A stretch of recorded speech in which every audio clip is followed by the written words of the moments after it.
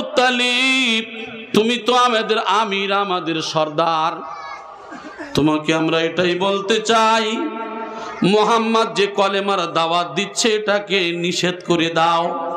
আর মুহাম্মদ যদি এটাকে মেনে নেয় তাহলে মক্কার সব থেকে সুন্দরী মেয়ে যে আছে মুহাম্মাদের সঙ্গে বিবাহ দেব, আর যত ধন সম্পদ চাই না কেন মুহাম্মদকে দেব।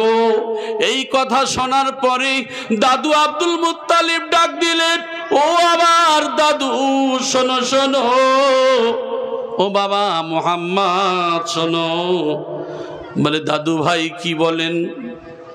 ওই সময় বলে, ভাইজান তুমি যে কলেমার দাওয়াত দিচ্ছ লা ইলাহা ইল্লাল্লাহু মুহাম্মাদুর রাসূলুল্লাহ, এই কলেমার দাওয়াত তুমি বন্ধ করে দাও। যদি সব থেকে মক্কার সুন্দরী মেয়ে তোমার সঙ্গে বিবাহ দেবে, তোমার অর্থ সম্পদে ভরিয়ে দেবে।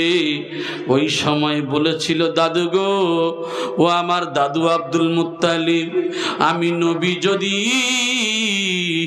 ওই যে সূর্য এবং চন্দ্রের থেকে সুন্দরী মহিলা যদি আমার সঙ্গে বিবাহ দেয়া হয়, সব সম্পদ যদি আমার দেয়া হয়, আমি নবী এই কলেমা থেকে সরতে পারি না।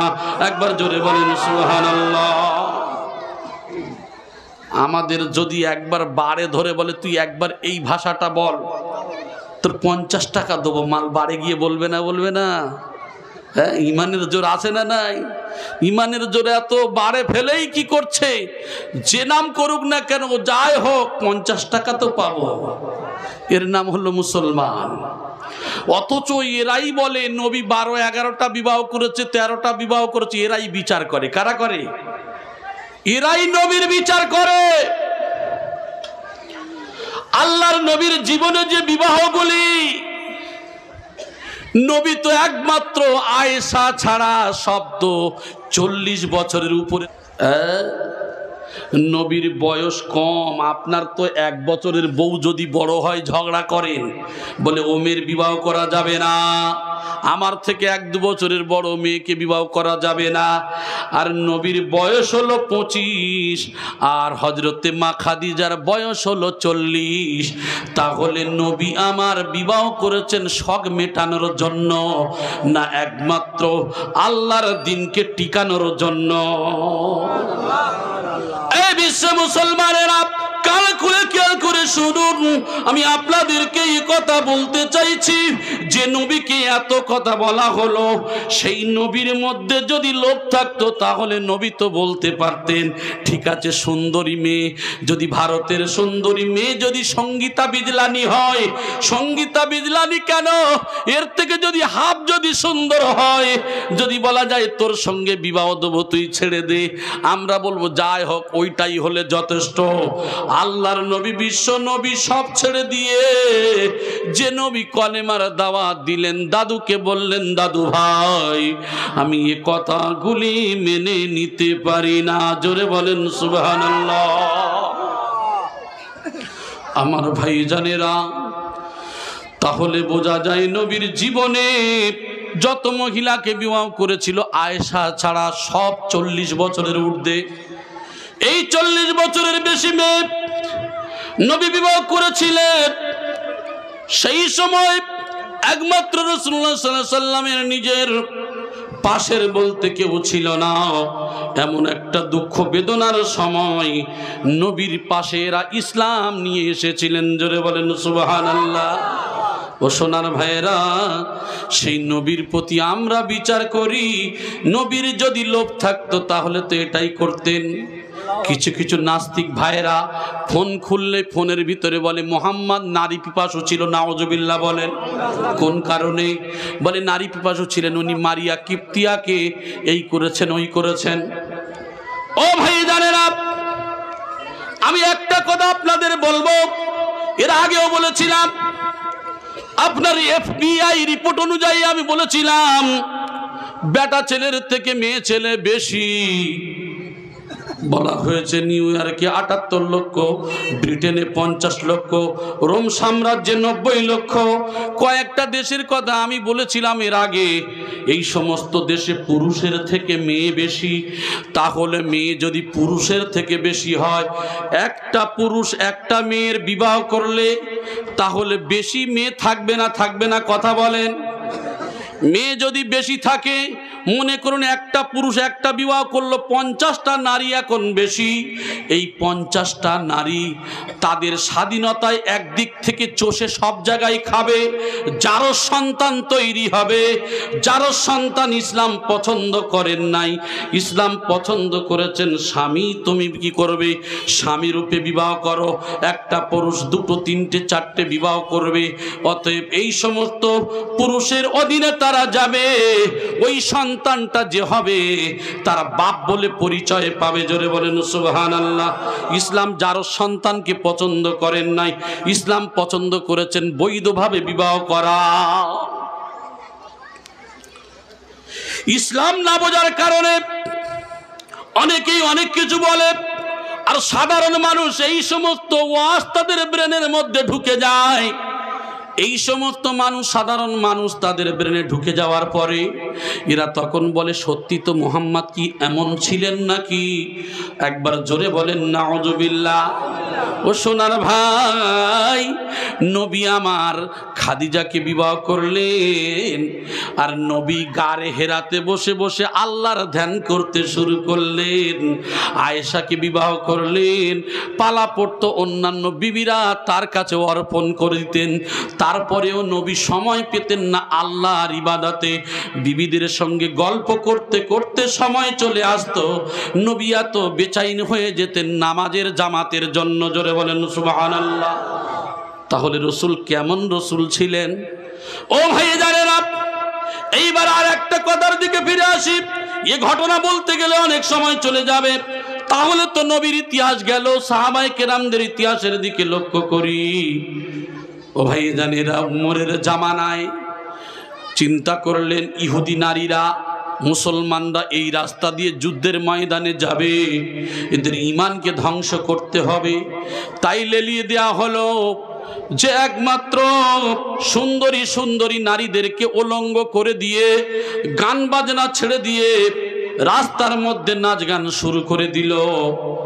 মুসলমানদের কিছু মানুষ তারা চলতে শুরু করলো। যেতে যেতে দেখেন সুন্দরী সুন্দরী নারীরা রাস্তায় তারা এমন করে নাচা গানা করে। এই অবস্থা দেখে খলিফায়ে মুসলিমিন উমরের কাছে এসে হাজির। ইয়া খলিফায়ে মুসলিমিন উমর, কি করব বলুন? ওই সময় বলেছিল, ও আমার নবীর সাহাবীরা, তোমরা কি কোরআন দেখো নাই? কুল্লিল মুমিনিনা ইয়াগুদ্দু মিন আবসারিহিম ওয়া ইয়াহফাযু ফুরুজাহুম যালিকা আযকা লাহুম ইন্নাল্লাহা কাবীরুম বিমা ইয়াসনাউন। তোমরা কি কোরআনের আয়াত দেখো নাই? তোমাদের সম্মুখে যখন কোন নারী পড়বে, তোমাদের লজ্জাস্থানকে হিফাজত করবে, দৃষ্টিটা অবনত করবে, যুদ্ধের ময়দানে চলে যাবে, ওই সমস্ত উলঙ্গ নারী তোমাদেরকে আকৃষ্ট করতে পারবে না। একমাত্র কোরআনের এই আয়াতটা তোমাদেরকে বাঁচিয়ে নেবে। আমল করতে শুরু করলেন, আবার যেতে শুরু করলেন, চক্রান্ত করলেন। মহিলারা নাচা গানা শুরু করে দিল। সবাই চলে যায় মাথাটা নত করে। খলিফায়ে মুসলিমিন উমর পিছনে যায়। পার হয়ে গেল। নারীদের মধ্য থেকে যে সর্দারিনী ছিল, সঙ্গে সঙ্গে বলছে, খলিফা ওমর একটু দাঁড়াও দাঁড়াও।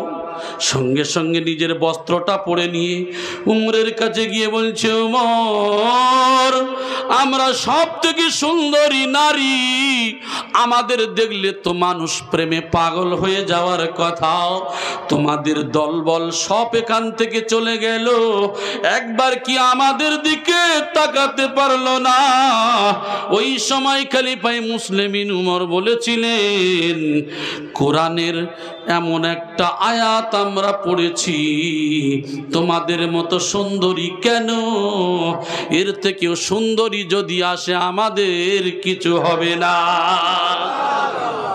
ওই সময় মহিলারা যত দল ছিল খলিফা মুসলিমকে বলছে, ওমর, কোরআনের যদি একটা আয়াতের ক্ষমতা যদি এত থাকে, ও ওমর আজকের মুসলমান বানিয়ে নাও, কারণ এই কোরআনের এত আয়াত তাহলে কত ক্ষমতা বলো। হাতে হাত দিয়ে কলেমা পড়তে শুরু করলেন, আশহাদু আল্লা ইলাহা ইল্লাল্লাহু ওয়া আশহাদু আন্না মুহাম্মাদান আবদুহু ওয়া রাসূলুহু। আরেকটু জোরে বলেন সুবহানাল্লাহ। আমি আপনাদেরকে বলতে চাইছি, কোরআনের আয়াতের একটা আয়াতের ক্ষমতা যদি এত হয়, সেই মহিলারা বললেন কোরআনের এতগুলি আয়াতের ক্ষমতা তাহলে কত। ও ভাইজানেরা, এইবারে আমি চলে আসি, তাহলে তো সাহাবাদের জীবনের একটা ইতিহাসের কথা আমি তুলে ধরলাম। আমার ভাইজানেরা, এবার একবার দেখেন সুফি মুফতি আজান গাছি রহমাতুল্লাহ আলাইহির চতুর্থ আপনার তৃতীয় খলিফা আপিসি রহমাতুল্লাহ আলাইহি, তারপরে চতুর্থ খলিফা হলেন সুফি সবল সিংহপুরী রহমাতুল্লাহ আলাইহি। ইনার জীবনের নিউ মার্কেটের কথা একটু বলি। ইনি যখন হুজরা থেকে বার হতেন, বার হয়ে আস্তে আস্তে করে যখন মাথাটা নত করে আল্লাহর কোরআনটা কোলে করে নিয়ে বুকের মধ্যে ধরে নিয়ে যেমন হাঁটতেন, ওই জমিনে যখন পা পড়তো আমরা তাকিয়ে তাকিয়ে দেখতেন, ওয়াইবাদুর রহমানিল্লাযীনা ইয়ামশুনা আলাল আরদি হাওনা, যে আল্লাহর বান্দারা জমিনের উপর দিয়ে যখন চলে, এই জমিনটা টের পায় না আমার উপর দিয়ে মানুষটা এমন করে চলে। ওই মানুষগুলি যখন চলে অহংকার নিয়ে চলে, আর এমন একজন আল্লাহর মেহবুব বান্দা যখন চলে, অহংকার তো দূরের কথা, অহংকারকে দাফন করে দিয়ে চলে। আমরা চলি যদি ভালো পোশাক হয়, ভালো যদি একটা বুট জুতো পরতে পারে, হাতে যদি ঘড়ি থাকে, জিন্সের প্যান্ট আর গেঞ্জি যদি পরতে পারে, যদি ভালো করে রিং করে যদি আপনার বেল্ট পরা যায়, হাতে ঘড়ি মাথায় ক্যাপ দিয়ে বাবু চলে, আচ্ছা বলেন তো আস্তে আস্তে চলে না অহংকারের সঙ্গে চলে? অহংকার না হলেও মাল দেখানোর জন্য চলে, ওই দেখানোটাই হলো আসল অহংকার। মানুষ জান্নাতে যাবে, জান্নাত কি নানার বাড়ির গোয়াল পেয়েছেন নাকি? এত সহজ নয়। জান্নাতে যাওয়া বড় কঠিন, তবে ইমানদারের জন্য সহজ, ইমানদারের জন্য সহজ। আমি আপনি একটু ফিকির করি, ইসলামকে নিয়ে ভাবি, চিন্তা করি। সারা জীবন শুধু তাবাররুক খাবেন আর একটু ওয়াজ নসিহত শুনে এখানে ঝেড়ে দিয়ে চলে যাবেন, কাজ কিছু হবে না। দিলের মধ্যে আসর করতে হবে। এই জন্য করে বয়ান বক্তৃতা শোনার সাথে সাথে যদি কথা না বলেন, ও মগজে থাকবে না। আমার ভাইজানেরা, তাহলে আমি আপনাদেরকে যে কথা বলছিলাম, আল্লাহর মেহবুব বান্দা যখন চলতেন মাথাটা নত করে করে চলতেন, আবার মাঝে মাঝে পাটিটা যে সরে যেত সুন্দর করে পাটিটা আবার ভজিয়ে দিতেন। ও ভাইজানেরা, আমার সচক্ষে দেখা, এই যে আপনার যে জায়গায় এখন মজলিস চলছে পার্কে একদিন আমি হুজুর কিবলার পাশে বসে আছি, একটা পিপিলিকা যেটা আপনার কামড়ালে জ্বালা করে, ওটা কি আপনার কি পিপিলিকা বলে এখানে? কাঠ পিঁপড়া বলে, তাই তো? আমাদেরও একই কথা। ও ভাই, এই কাঠ পিঁপড়া একবার হুজুর কিবলার গায়ে উঠেছে, যে ওই কাঠ পিঁপড়াটা এইরকম ধরে নিয়ে আমি জানি হয়তো সেরে দেবে ওর, হয়তো আমরা কি করি ধরেই মেরে দিই, কামড়ে দেবে কারণ। হুজুর কিবলাটাকে ধরলেন, ধরে মুচকি মুচকি হাসলেন, আর কোথায় দিলেন? একটা জায়গায় আস্তে করে ছেড়ে দিলেন টেবিলের উপরে। সুবহানাল্লাহ। আমার সচক্ষে কটা দেখা, আমি সেটাই বলছি। নিউ মার্কেটে ছাড় পোকা এত বেশি ছিল যে ছাড় পোকা হুজুর কিবলা কোটোই করে ধরে নিয়ে এক জায়গায় সাইডে গিয়ে দেখি যে আস্তে আস্তে করে ছেড়ে দিচ্ছেন। সুবহানাল্লাহ বলেন। ইলাহি রহমত জিয়াদা কর কিয়ামত তক তামাম আলমের উপরে। সুবহানাল্লাহ। আরে আমরা তো জবানে বলি, আর তিনি জবান দিয়ে বলেন, জীবনে আমল করে দেখান। সুবহানাল্লাহ। একটু ফিকির করেন, চিন্তা করেন, আসলে কোন দরজার ওলি ছিলেন এটা আমাদের বোধগম্যের বাইরে।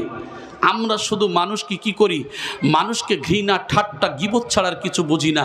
অথচ আমি তো গুনাহগার, আমি তো বুঝি না, আমার মধ্যে অহংকার আছে, আমার মধ্যে তাকাব্বুরি আছে, আমার মধ্যে চলাফেরার মধ্যে কত গুনাহ না লুকিয়ে আছে, ঠিক কিনা বলে? আমরা তো মানুষ, তিনিও মানুষ। মানুষের মধ্যে পার্থক্য, তারা আল্লাহ হাসিল করেছে। আমার ভাই জানেরা, তো যে কথা বলছিলাম, আল্লাহ পাক রব্বুল আলামিন তাই বললেন, তারা আল্লাহর সঙ্গে অন্য কোনো মাবুদকে ডাকে না, শরীয়ত সম্মত কারণ ব্যতীত কাউকে হত্যা করে না এবং জিনাও করে না। তারা কারা? তারা আল্লাহর মেহবুব বান্দা, তারা হলো মুমিন। ইন্নামাল মুমিনুনা আল্লাযীনা ইযা যুকিরাল্লাহু ওয়াজিলাত কুলুবুহুম ওয়া ইযা তুলিয়াত আলাইহিম আয়াতুহু যাদাতুহুম ঈমানাও ওয়া আলা রাব্বিহিম ইয়াতাওয়াক্কালুন। আল্লাহর মুমিন বান্দা হলো ওরাই ইযা যুকিরাল্লাহ, আল্লাহর জিকির যখন করা হয়, ওয়াজিলাত কুলুবুহুম, তাদের অন্তরে কম্পন শুরু হয়ে যায়। ওয়া ইযা তুলিয়াত আলাইহিম আয়াতুহু, আর আমার যখন নিদর্শন সমূহ পাঠ করা হয়, যাদাতুহুম ঈমানা, আমার তাদের ঈমানটা কি হয়, বেড়ে যায়। একবার জোরে বলি সুবহানাল্লাহ। তাদের ভরসা হয় ওয়া আলা রাব্বিহিম ইয়াতাওয়াক্কালুন, তাদের ভরসা হয় একমাত্র আল্লাহর উপরে। আরেকটু জোরে বলি সুবহানাল্লাহ। আমার ভাই জানেরা, আর যে ব্যক্তি এই সকল কাজ করে সে শাস্তি ভোগ করবে। কিয়ামতের দিন তাদের শাস্তি দ্বিগুণ বাড়িয়ে দেয়া হবে। এক শ্রেণীর মানুষ তারা থাকবে, তারা কি করবে না, এই সমস্ত হারাম কাজগুলি করবে না, আল্লাহর দিনকে মেনে চলবে। আর এক শ্রেণীর মানুষ যারা করবে, তাদের তো কিয়ামতের দিন যে শাস্তি থাকবে আরো দ্বিগুণ করে বাড়িয়ে দেয়া হবে, এবং তাদের শাস্তি তো হবে, লাঞ্ছিত হবে, অপমানিত হবে, আর অনন্তকাল এই শাস্তি তারা ভোগ করতে থাকবে। আমি বলেছি, মানুষ যখন কিয়ামতের দিন বিপদে পড়বে, ওই দিন পাশে দাঁড়ানোর মতো আর কেউ থাকবে না। দুনিয়ায় যদি আপনি বিপদে পড়েন, একজন সাহায্যকারী পাবেন, সেটা আপনার ভাই, পাড়া, প্রতিবেশী সাহায্য করবে। আর মরণের পরে যদি বিপদে পড়েন, সাহায্যকারী বলে কাউকে পাবেন না, কারণ আপনি তো জালিম, আপনি তো অত্যাচারী। তাহলে কি করে আপনি পাবেন? আমার ভাই জানেরা, আল্লাহ পাক রব্বুল আলামিন বলেন, আয-যানিয়াতু ওয়াজ-যানি ফাজলিদু কুল্লা ওয়াহিদিন মিনহুমা মিয়াতা জালদাতিন ওয়া লা তাখুযুকুম বিহিমা রাফাতুম ফি দীনিল্লাহি ইন কুনতুম তু'মিনুনা বিল্লাহি ওয়াল ইয়াউমিল আখির। আল্লাহ পাক রব্বুল আলামিন জানিয়ে দিচ্ছেন সূরা নূরের 2 নম্বর আয়াতের মধ্যে, জিনাকারী নারী ও পুরুষ প্রত্যেককে 100 ঘা বেত্রাঘাত করো। আল্লাহর বিধান পালনে তাদের উভয়ের প্রতি তোমাদের মনে অনুগ্রহ, দয়া আসা উচিত নয়। এখন আপনাদের একটা কথা বলি, শরীয়তের হুকুম হলো, যদি কোনো মানুষ অবৈধ কাজ করে, কি করবে? তাকে বেত্রাঘাত করা হবে। আচ্ছা বলেন তো, যদি বেতের ছড়ি যদি লাগানো হয় কারোর, আমরা দাঁড়িয়ে দাঁড়িয়ে দেখি, মায়া হবে না? হবে না? কথা বলেন। দুনিয়ার নিয়মে মায়া হবে। আপনারা অনেক হাজী সাহেবরা গিয়েছিলেন কিসাস বলে যে জায়গায়, মক্কাতে যে জায়গায় শাস্তি দেওয়া হয়, শাস্তি সব জায়গায় দেওয়া হয় না, যেখানে শাস্তি দেওয়া হয় একটা জায়গা আছে, যে জায়গাটা আপনার মসজিদে কিসাস বলে জায়গা, সেই জায়গাটা একটা আলাদা জায়গা, আমরা নিজেরা দেখে এসেছি। যে জায়গাটাতে ওই কিসাস নামক জায়গাতে, ওখানেই শুধু শাস্তি অর্পণ করা হয়। সেখানে অন্যায় করলে তার ওই শাস্তি। আচ্ছা বলেন তো, জানেন অন্যায়কারী যে এই অন্যায় করলে ওই শাস্তি হবে, তাহলে দয়া মায়া করবে না, তাকেই মেরেই ফেলা হবে? বলেন তো দেখি, ওই কাজ আর কেউ করবে বলে মনে হয়? কেন করবে না? জানে এখানে কোনো দয়ার কারবার নেই, তাহলে মেরেই তো ফেলবে, তাহলে দ্বিতীয়বার সে এই কাজ করবে না। আর যদি আমরা দয়া মায়া করে দুঘা দিয়ে যদি ছেড়ে দিই, বিচারক ভাইয়েরা, যেটা আমাদের সমাজে যেটা চালু আছে, করলাম, করার পরে 1 মাস কি 2 মাস জেলে এখানে ওখানে বন্দি করে দিল, আসার পরে সে একটু ভালো থেকে আবার ফের ওই কাজ করে না, করে না? এটাই হলো ইসলামের আইন, এটাই হলো দুনিয়ার আইন, এটাই পার্থক্য। তবে ইসলামের আইন চালু হবে কবে? যেদিনকে ইমাম মেহেদী আসবে সেই দিন হবে। আমার ভাই জানেরা, এবার আপনাদেরকে আমি বলতে চাই, এই যা তাদের প্রতি দয়া অনুগ্রহ করা উচিত নয়। যদি তোমরা আল্লাহর প্রতি, কিয়ামতের দিবসের প্রতি যদি বিশ্বাসী হও, আল্লাহর দিনের প্রতি, আল্লাহর প্রতি যদি বিশ্বাস করে থাকি, বিচার বিচারকের মতো হবে। বিচার, আমার ছেলে অন্যায় করেছে ছেড়ে দেব, আর পরের মেয়ে অন্যায় করেছে তার বাঁশ আচাচা দিয়ে দেব। যেটা আমাদের সমাজে আছে না নাই? আমরা কি করি? যদি আমি বিচারক হই, আমার ছেলেকে আমি কি করে বাঁচাবো চিন্তা। আর যদি অন্যজন যদি হয়, তাহলে মাল ভেড়ার আগে তারপরে দেখি। জি, আচ্ছা, দুনিয়ার বিচারকরা বিচার করে 19-20 হয় না, হয় না? কিয়ামতের দিন কিন্তু বিচারক খুব বিপদে পড়বে। এই জন্য করে রাসূলুল্লাহ সাল্লাল্লাহু আলাইহি ওয়াসাল্লামের কাছে আল্লাহর নবীর এক সাহাবী বলছে, ইয়া রাসূলুল্লাহ, আপনি, জাবের রাদিয়াল্লাহু তাআলা বলছে, ইয়া রাসূলুল্লাহ, আমি কি করব? আমি নেতা হব। বলে, তুমি নেতা হবে? তুমি যদি জানতে নেতার কি জ্বালা, তাহলে তুমি দুজনারও দায়িত্ব নিতে না গো। যদি নিতে হয় নেবে, আমার উমর নেবে, উমর ছাড়া কেউ পারবে না। জোরে বলুন সুবহানাল্লাহ। আমি আপনাদের কাছে বলেছিলাম কি, আমার খেয়াল নেই, সেই সূত্রে এখানে একটাই কথা আসবে, আমরা যে বিচার করি দয়া মায়া লাগবেই লাগবে, ঠিক কিনা? খলিফায়ে মুসলিমিন উমর, উমরের বেটা মদ পান করেছে। খলিফায়ে মুসলিমিন উমর ফজরের নামাজ পড়তে যাচ্ছেন, নামাজের সময় খলিফায়ে মুসলিমিন উমরের বেটার সঙ্গে দেখা। এমন করে বেটা মদ পান করেছে, মদ পান করার পরে একটা অনেক ঘটনা আমি ছোট্ট করে বলছি। খলিফায়ে মুসলিমিন উমর বুঝতে পেরেছেন যে সময় মদ হারাম হয়ে গেছে, সঙ্গে সঙ্গে ধরে নিয়ে মসজিদের গায়ে, মেম্বারের গায়ে বেঁধে রেখেছেন, খাম্বারের গায়ে, পিলিয়ারের গায়ে ভালো করে বেঁধে দিয়েছেন। নামাজের ওয়াক্ত হয়ে গেল, সময় হয়ে গেছে, ইমামতি করবেন উমর। নামাজ হয়ে গেল, সালাম ফিরিয়ে দিয়ে বলছেন, ও আমার সঙ্গী সাথীরা, ও মুক্তাদি গণীরা, আপনারা যাবেন না, একটা বিচার আছে। কি বিচার? তাকিয়ে দেখেন উমরের বেটা পিলিয়ারের সঙ্গে বাঁধা, সবাই ভয়ে কম্পিত অবস্থায়। খলিফায়ে উমরের বেটার কে বেঁধে রেখেছে, এই ভয়ে সবার মনের ভিতরে একটা অন্য ব্যাপার হচ্ছে, না জানি কি পরিস্থিতি ঘটতে পারে। উমরের বেটাকে কে বেঁধেছে, এই ভয়ে সবাই উৎকণ্ঠ হয়ে গেল। ওই সময় উমর বলছে, কেউ তোমরা ভয় করো না, আমার বেটাকে আমি নিজেই বেঁধে রেখেছি, এর বিচার কিছুক্ষণের মধ্যে শুরু হবে। খলিফায়ে মুসলিমিন চতুর্দিকে তাদেরকে বসিয়ে নিয়ে বললেন, এই যে মদ পান করার কারণে এর তো 80টা বেত্রাঘাত করতে হবে, 80টা বেত্রাঘাত করতে হবে। মানুষেরা কাতার দিকে চতুর্দিকে দাঁড়িয়ে গেল।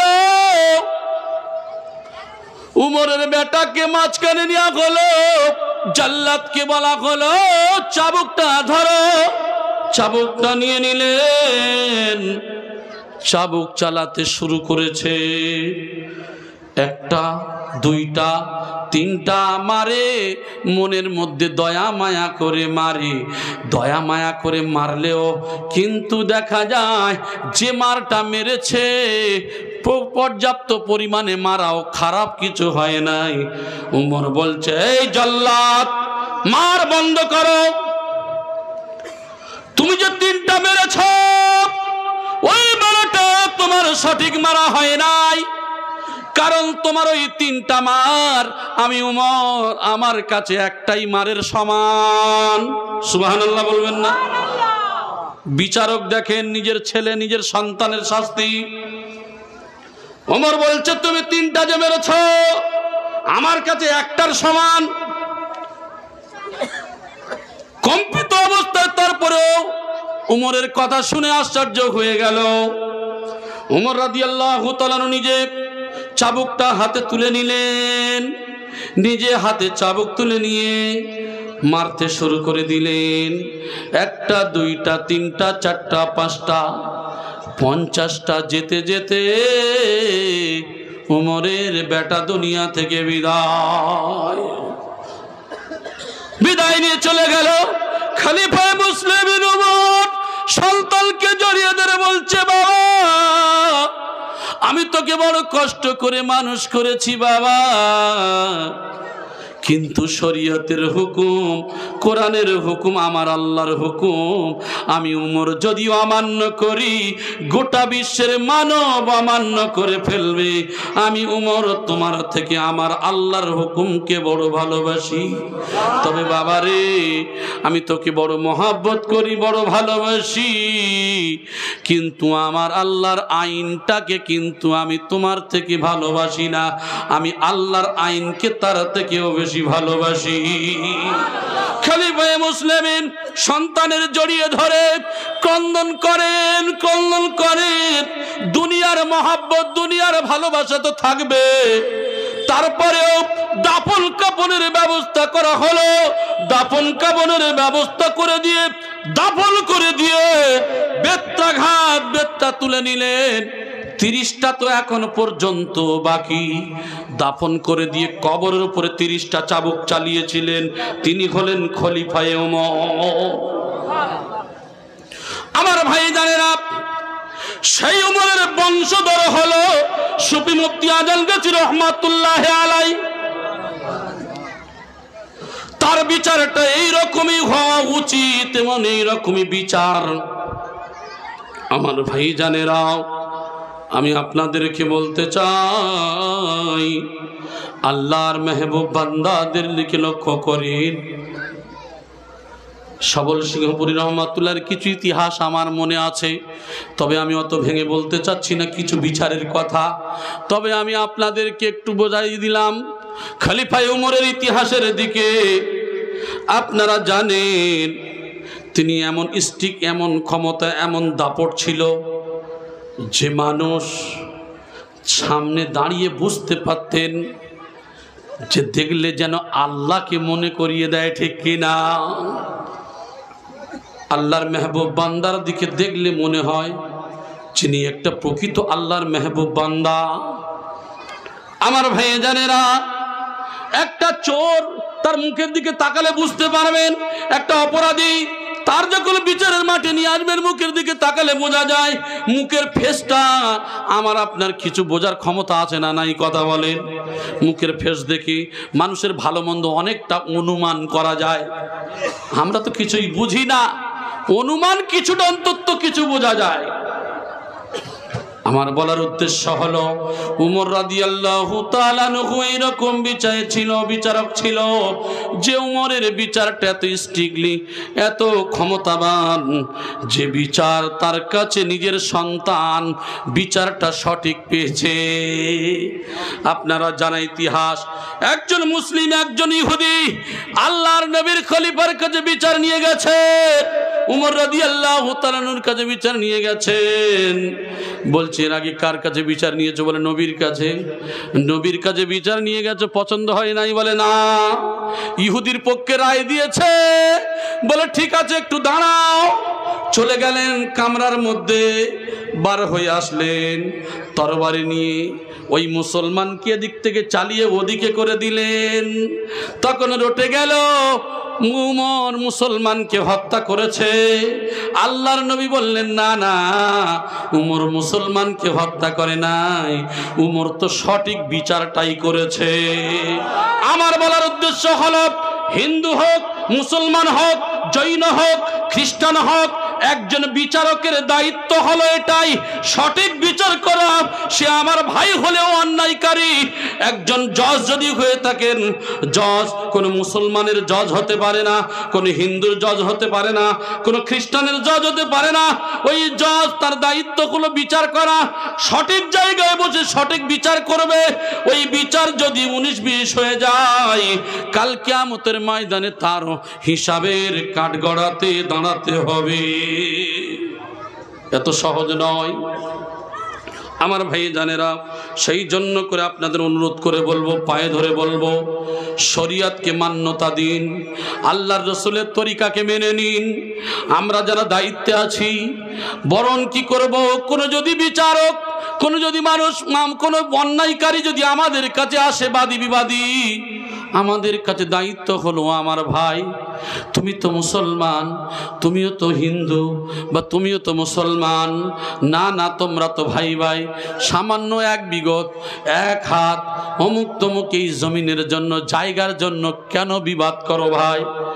আমাদের হুজুর কিবলা আপনার জানেন, এই যে হুজুর কিবলা যিনি গদ্দিনসীন, ইনি একদিন বয়ানের মাধ্যমে বলেছিলেন যে বাবা এক বিগত এক হাত জায়গার জন্য মামলা করতে যেও না বাবা, কত টাকা তোমার চলে যাবে, অথচ সব বেকার হয়ে যাবে।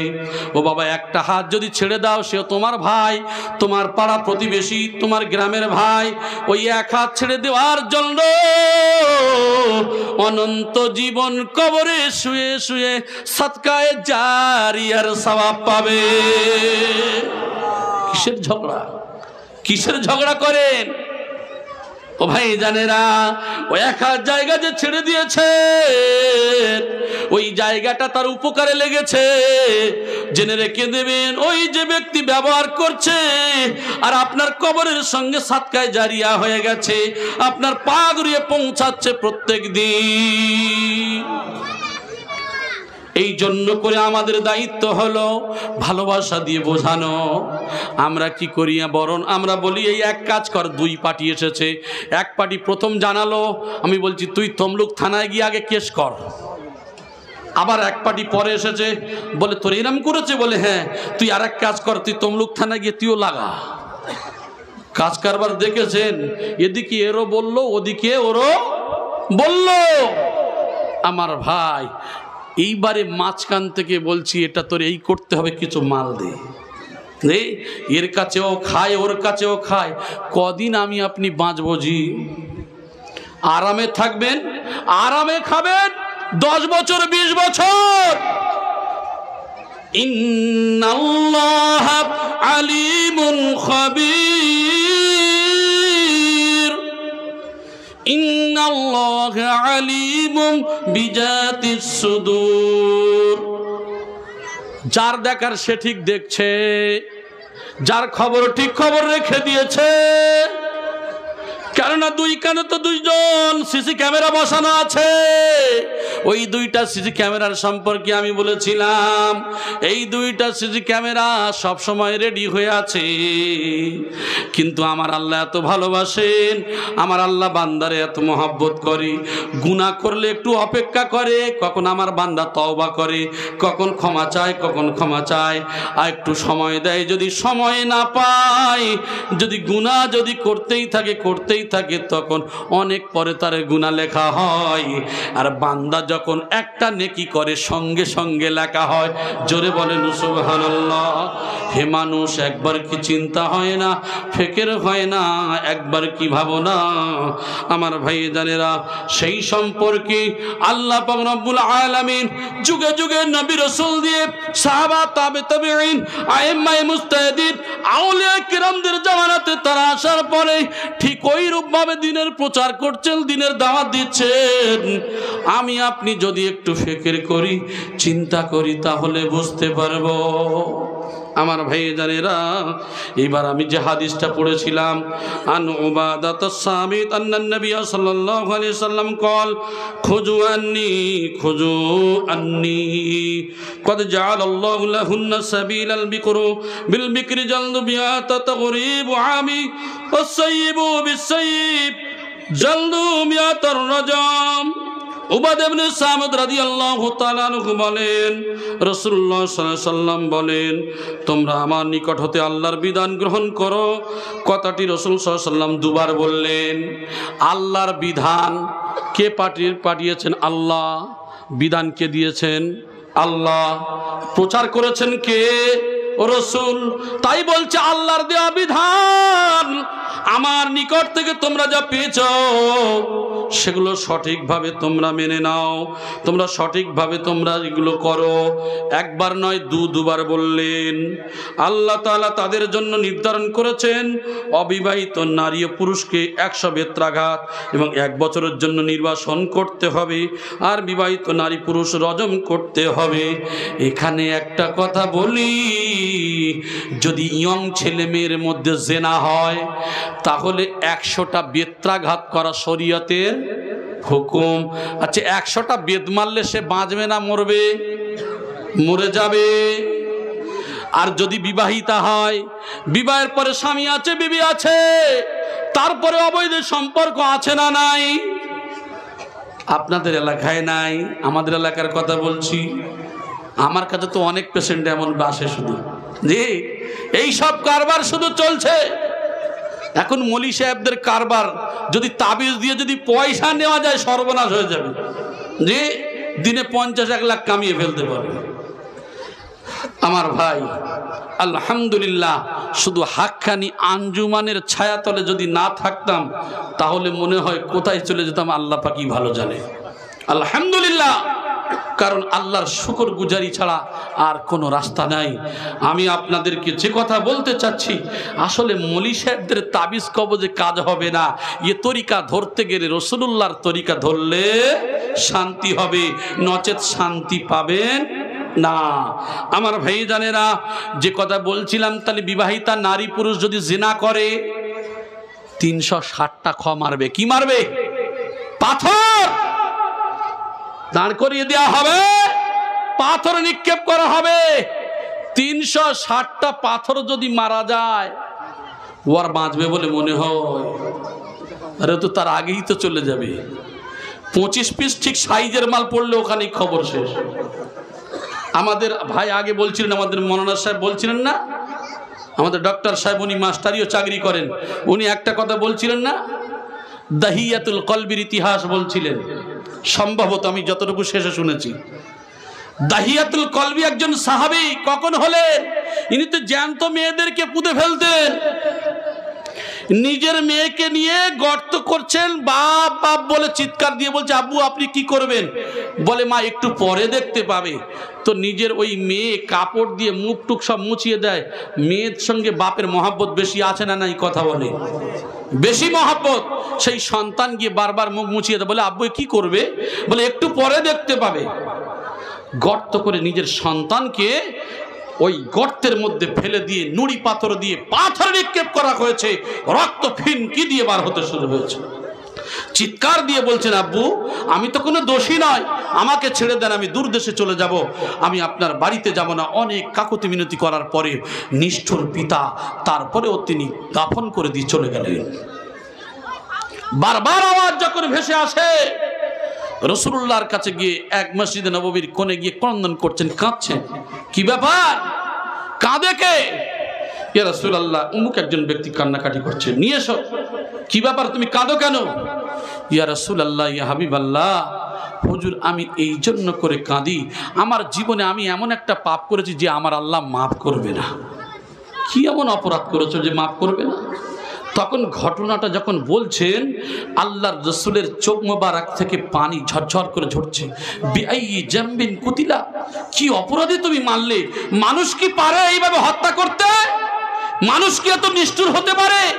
নিজের সন্তানকে গর্তের মধ্যে ফেলে দিয়ে পাথর নিক্ষেপ করে তার কপাল ফেটে ফিনকি দিয়ে ফোয়ারা দিয়ে রক্ত বের হচ্ছে।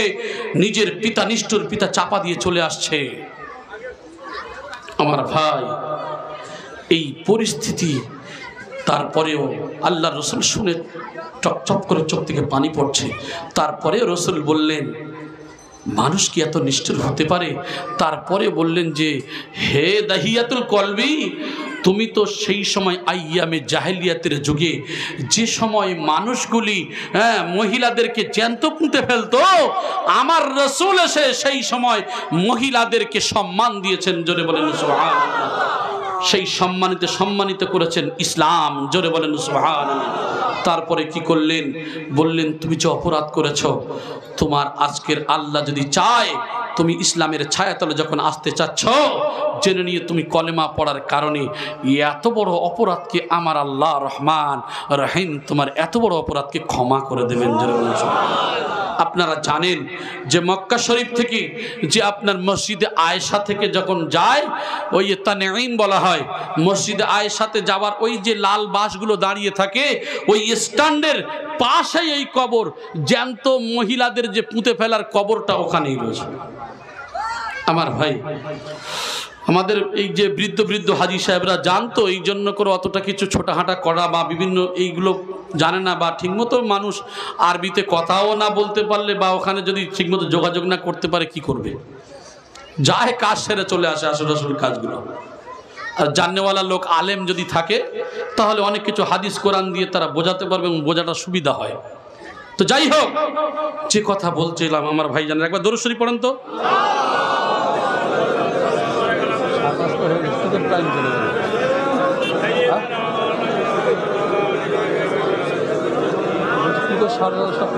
টাইম তো হয়ে গেছে, পার হয়ে গেল।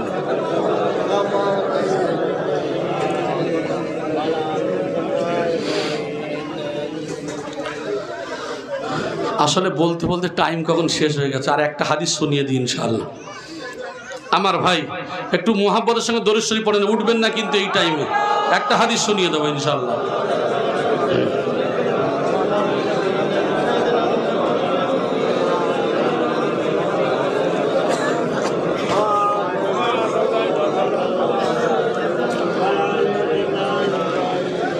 আল্লাহর নবী বলেছেন যে আখিরি জামানে এমন একটা সময় আসবে যেদিন এই গুনাহ করবে মানুষ, জেনার প্রচলন বেড়ে যাবে। আজকের সমাজে দেখেন যে স্বামী স্ত্রী স্বামীর মধ্যে মহব্বত নেই, অবৈধ সম্পর্ক, মানুষ ব্যবসার উদ্দেশ্যে ইনকামের জন্য সৌদি আরব, কাতার, দুবাই, আপনাদের এই সমস্ত এলাকাতে, চনসারপুর বলেন, আমি যতটুকু এই সমস্ত এলাকাতে ঘুরেছি, বিভিন্ন জায়গায় দেখেছি বিভিন্ন মানুষ প্রবাসে তারা যায় ইনকামের জন্য, কিছু উপার্জন করার জন্য। আচ্ছা, তারা যে প্রবাসে যায় বউ বাচ্চা সব ছেড়ে দিয়ে কাদের আরামায়েশের জন্য যায় বলেন তো? এই বিবি বাচ্চা ছেলে মেয়ে বাম্মা এইসবের জন্য তো যায়। অথচ তারা চলে যাওয়ার পরে এরা কি করে? বিভিন্ন অবৈধ সম্পর্কের সঙ্গে জড়িয়ে পড়ে। এই শাস্তি যদি আজকের লাঘব থাকতো, এই ভারতবর্ষে জেনা বার হয়ে যেত, যেটা আজ পর্যন্ত সেখানে চালু আছে এবং ছাড়া হবে না। দয়া মায়া তো করা হয় না। আমার স্বচক্ষে দেখলাম, কি কারণে আমি অত শুনিনি, মক্কাতে আপনার আব্দুল আজিজ গেটের বাইরে দেখলাম একজন মহিলাকে হাতটা ধরে পিষে তার পিঠের উপরে পুলিশরা দিকে দেখে পা দিয়ে তুলে মারাচ্ছে। বাঁধার সময় মহিলা পুলিশ, তারা সঙ্গে সঙ্গে পিছনে হাত দিয়ে পিষে, একদম সে মায়া দয়া নেই। আমার দেখে যেন কেমন একটু কষ্ট হলো। কি কারণ আমি অত শুনলাম না, কারণ নামাজের সময় হয়ে আসছে, তাড়াতাড়ি চলে গিয়েছি। তো এগুলো দেখে অবাক হয়ে যায় যে সেখানকার যে বিচার ব্যবস্থা কত কড়া। এই জন্য করে তারা দোকান খুলে নামাজ পড়তে যায়, এমনি ওসব ভয় সেখানে নেই। আলহামদুলিল্লাহ। আমার ভাই একটা হাদিস যেটা বলছিলাম এটাই বলে শেষ করে দিই। আবি হুরায়রা রাদিয়াল্লাহু তাআলা قال قال رسول الله صلى الله عليه وسلم ثلاثه لا يكلمهم الله يوم القيامه ولا يزكيهم قال ابو معاويه ولا ينظر اليهم ولا هم عذاب عليم شيخ زان مالك الكذاب عين المستكبر। আবু হুরায়রা রাদিয়াল্লাহু তাআলা আনহুর বর্ণনা, রাসূলুল্লাহ সাল্লাল্লাহু আলাইহি ওয়াসাল্লাম বলেছেন, তিন শ্রেণীর লোকেরা আল্লাহ তাআলার সঙ্গে কিয়ামতের দিন কথা বলবেন না। আল্লাহ তাদের সঙ্গে কথা বলবেন না। কয় শ্রেণীর মানুষ? তিন শ্রেণীর মানুষ যাদের সঙ্গে আল্লাহ কথা বলবেন না। আচ্ছা বলেন তো দেখি, আমরা এই তিন দলের মধ্যে থাকতে চাই বলে মনে হয়? আল্লাহর সঙ্গে আমরা কথা বলতে চাই না? চাই না? আমি অলেদাইনা মাজিদ, এই মাজিদ সম্পর্কে ঘটনা আমি আপনাদের যত সম্ভব কাকগাছিয়াতে আলোচনা করেছিলাম। এই মাজিদ নামক যে একটা জান্নাতের একটা মাঠ থাকবে, যে মাঠ জিবরাইল 600 ডানা নিয়ে ঘোরার পরে বলবে, আল্লাহ বলবে জিবরাইল তুমি ঘুরেছো, আর কি ঘুরবে না? বলে না, 600 ডানা, একটা ডানা মারলে যে কত হাজার মাইল চলে যায়, 600 ডানা তার ব্যথা হয়ে যাবে। বলছে ওই মাঠের কতটা ঘুরলে গো? বলছে তুমি এখন একটা কোনও ঘুরতে পারোনি। সুবহানাল্লাহ বলে। তাহলে এই মাঠের ইতিহাস অনেক রয়েছে। তো যাই হোক, আমরা তো চাই সেই আল্লাহর সঙ্গে, অবশ্যই আল্লাহ আমাদের সঙ্গে কথা বলুক, ঠিক কি না? সেই 3 দলের মধ্যে আমরা থাকতে চাই না। আল্লাহ পাক রব্বুল আলামিন যে কথা বলবেন না, তাদের তিনি পবিত্র করবেন না। ওয়ালা ইউযাক্কিহিম, তাদেরকে পবিত্র করা হবে না। শুধু তাই নয়, অন্য বর্ণনা রয়েছে তাদের দিকে তাকাবেন না।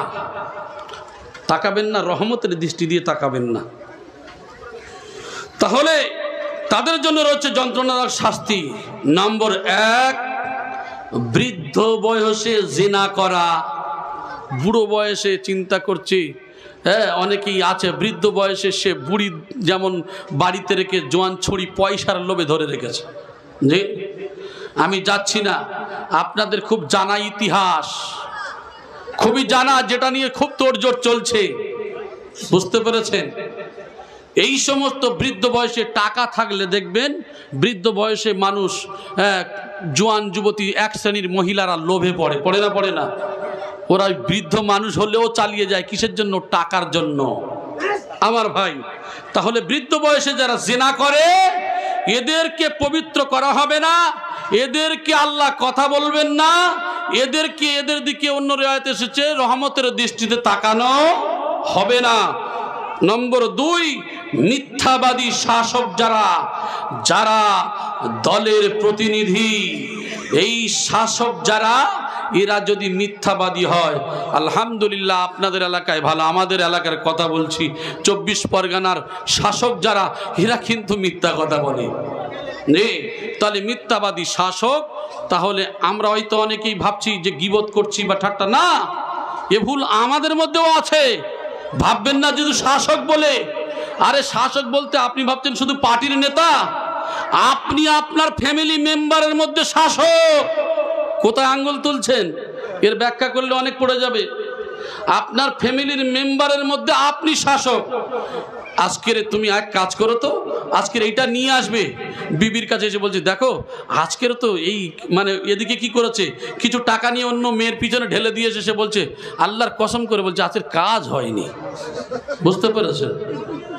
বা যে কোনো একটা ফর্মুলা দেখিয়ে দিল। তাহলে শুধু পার্টির নেতা নয়, আপনিও নেতা আপনার ফ্যামিলির জন্য। এ ব্যাখ্যা অনেক রয়েছে, বললে আবার 2 ঘন্টা সময় যাবে। আমার ভাই, তাহলে মিথ্যাবাদী শাসক।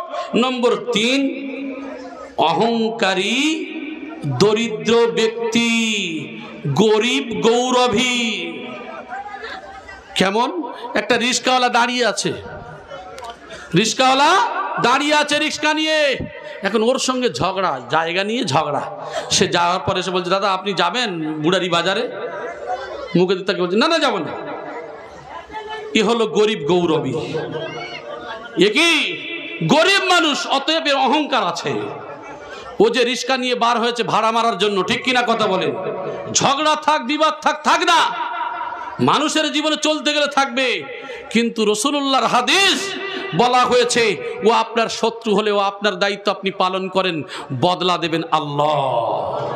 আরেকটু জোরে বলেন সুবহানাল্লাহ।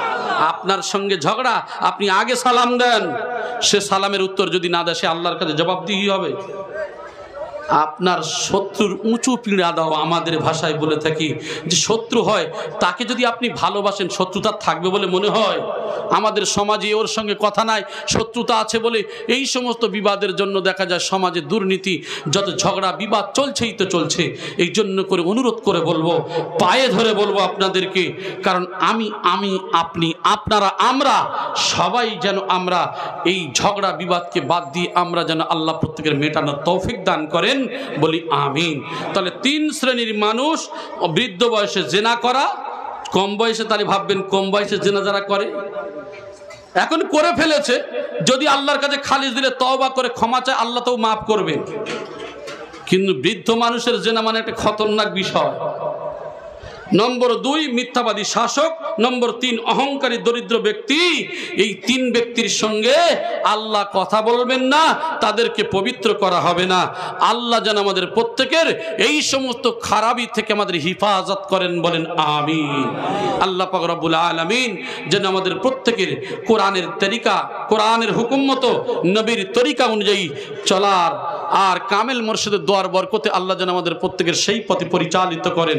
প্রত্যেকেই বলি আমিন সুম্মা আমিন।